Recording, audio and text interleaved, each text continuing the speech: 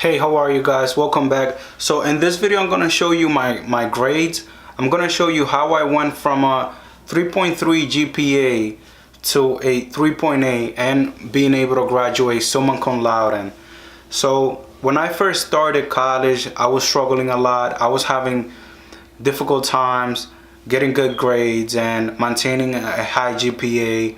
When you're in college, sometimes you're on probation and you need to maintain a GPA higher than 2.0.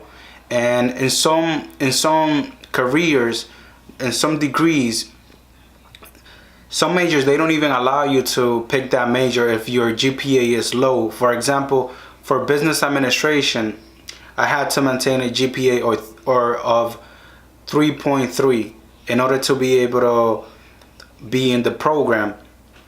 And in order to get your master's degree, in some colleges, in order for you to some of the requirement is that you need to have a GPA higher than 3.0, and even some jobs, they require you to have a GPA higher than 3.3, 3.0, 3.5. So having a high GPA is really important when it comes down to getting a job and picking a major and going to certain colleges. The purpose why I wanted to have a high GPA was because once I wanted to graduate summa cum laude, and the other reason was because I wanted to go to Columbia. So that's why I try to try to graduate with a high GPA. And another thing is that you always want to give the best, that you always want to be the best person that you can be. So let's take a look at my transcript. So I'm gonna show you guys. Look,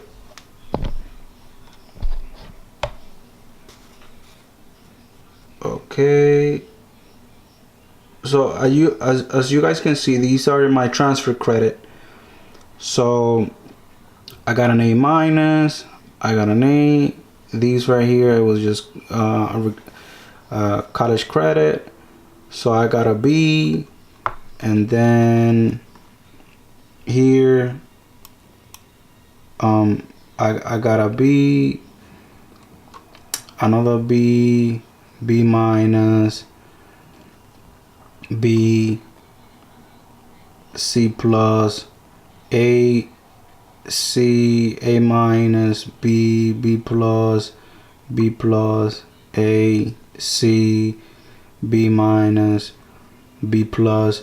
So I was 3.3 is not a bad GPA, but you see, I even got a D right here in this class right here. And funny enough, that's introduction to business. That professor was so terrible that I ended up getting a B. Biology, I was doing terrible too. I was taking ESL classes. So you see, my grades, they were not that great. Like, I was getting a lot of D's, C's, and B minus. But then when I started on my bachelor's degree, when I went to my other college and I majored in business administration, my first semester I got a B, A minus, and an A minus. The second semester I got an A minus, A minus, and then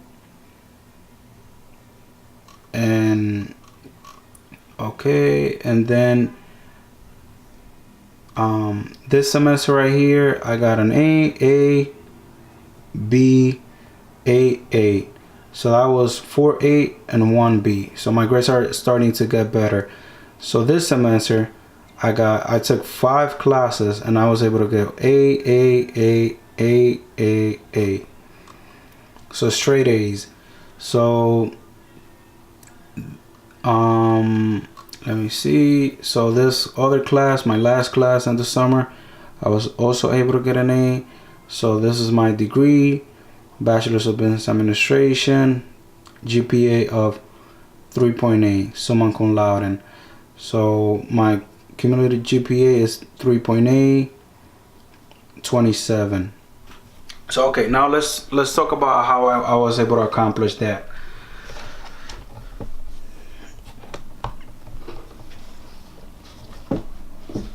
Okay, so we're back here.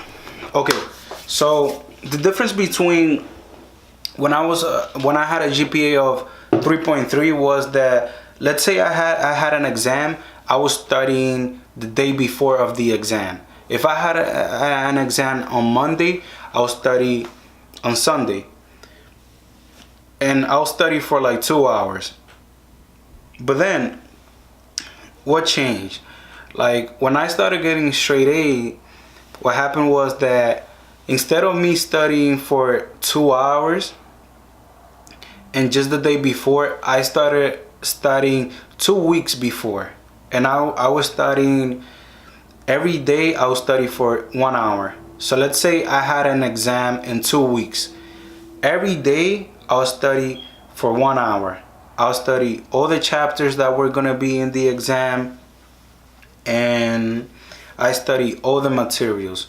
So that's how I was able to improve my grades, because at the end of the day, your GPA, it comes down to the grades that you get on the exam and the assignment and on your attendance. I improved my attendance. I was going to class every day. I was getting to class on time. Another thing that helped me improve my grades was that I was submitting my assignments 1 week ahead. So let's say if my assignment was due next week Wednesday, I'll submit it this week Monday. My professor will read it, go over it, give it back to me next Monday.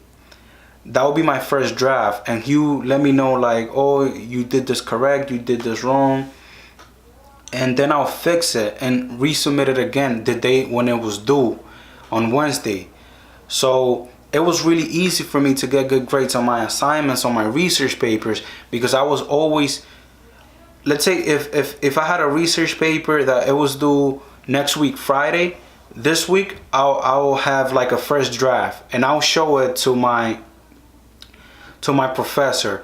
Another thing that I did, I was investing in resources. Like I just did a video on the resources that I was using, but I remember I forgot to mention one that was really useful, and it was Grammarly.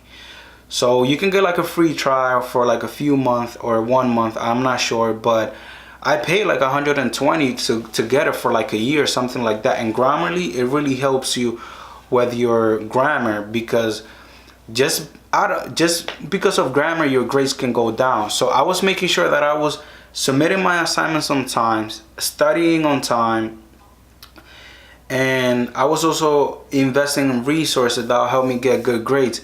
Another thing that I stopped doing was having a social life.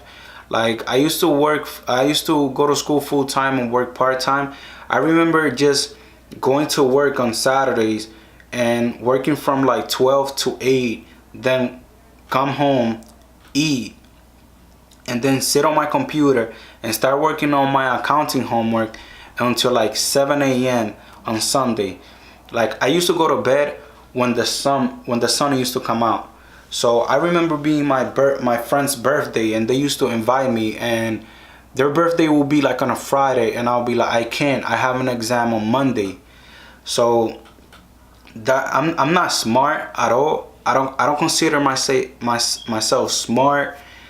I just feel that when it came down to my degree and getting good grades, I worked like really hard. I know some people that they just show up to class and they memorize everything, they understand everything, and they don't have to put in a lot of work. But me, it was the opposite. I had to study. If I had an exam, I had to study for like 2 weeks. I remember being in Florida on vacation, and you know how you go to Florida spring break, and then when you come back it's midterms week.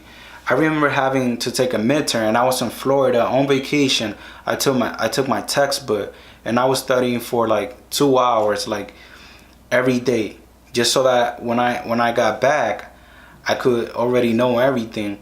So those are some of the sacrifices that you need to make in order to, you know, have a high GPA. So what I was doing again is, to summarize everything, I was studying for 2 weeks in advance before the test. I was submitting my assignment 1 week in advance. I was going to office hours. I was going to tutors. I was talking to my classmates to make sure that I was able to understand everything. And you know, I sacrificed my social life. If it was worth it, I don't think it was worth it, because you know, I mean, I feel proud about that, but I have the same job that some other people that I'm sure some of them did not graduate with a high GPA. So the only good thing about the one good thing about graduating summa cum laude is that sometimes when I used to go to job interviews, they used to see my, if let's say if they require me to submit a transcript, or if they require me to submit a copy of my diploma, like they'll see and they'll be like, oh, so you graduated summa cum laude. And it shows your work ethic. Like sometimes the reason why we go to college and why we have a